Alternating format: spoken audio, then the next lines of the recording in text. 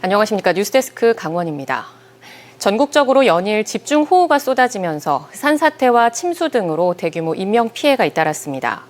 이번 주말 당장 장마전선이 활성화하고 향후 태풍도 올 수 있는 만큼 안전조치를 더욱 강화할 필요가 있습니다. 이하라 기자가 산사태 취약지 점검 현장을 동행 취재했습니다. 3년 전 태풍 마이삭과 하이선으로 피해를 입은 강릉시 영곡면 곳곳에 수해를 막기 위한 사방시설이 설치됐습니다. 최근 집중호우에 대규모 인명피해가 발생하고 이번 주말 다시 큰 비가 예고되면서 산사태 현장 예방단이 더욱 꼼꼼하게 사방시설을 점검합니다. 주말에 비가 많이 온다고 하니까 주층부로 좀 확인 좀 잘 해주세요. 이상 없어요. 산사태 취약지 가운데 사유림은 지자체가 관리하고 있는데 연이은 대형 산불을 겪은 강릉시는 취약지가 181곳으로 늘었습니다. 주말 동안 시간당 30mm의 장대비가 올 수 있는 만큼 신경을 바짝 쓰고 있습니다.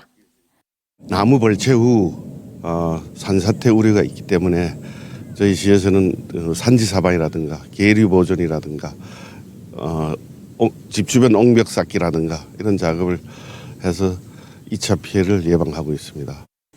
비가 그쳤다고는 하지만 계속된 비에 흙이 물을 많이 머금고 있는 상황. 약한 비에도 산사태가 발생할 수 있어 강원 전역은 산사태 위기경보 주의 단계를 유지하고 있습니다. 산사태 관리 방식을 더욱 강화해야 한다는 목소리도 나옵니다. 강릉 구규림 관리소는 4명의 산사태 현장 예방단원과 구규림 관리소 직원들이 133곳의 산사태 취약지를 점검하는데 위험 상황을 대비한 주민 대피 계획도 세워야 합니다.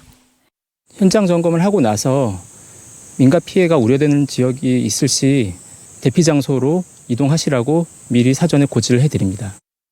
대피 명령을 더욱 강화할 필요도 있습니다. 실제로 지난 17일 대피 권고가 내려진 정선에서 일부 주민이 거부해 어려움을 겪기도 했습니다. 가축을 키운다. 자기는 전혀 위험하지 않다. 이렇게 위험 안전 불감증에 있는 분들이 되게 많으셔서 그런 부분들이 저희가 좀 많이 힘들었거든요. 저희 경찰과 지자체 분들의 협조 좀 많이 좀 부탁드리겠습니다.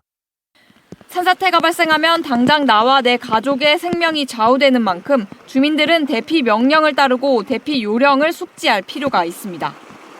산사태 전조 증상이 보이면 마을 회관이나 학교 등으로 대피하고 반드시 계곡을 빠져나와야 합니다. 또 미처 피하지 못한 이웃이 있을 경우 119에 상황을 알려야 합니다. MBC 뉴스 이하라입니다.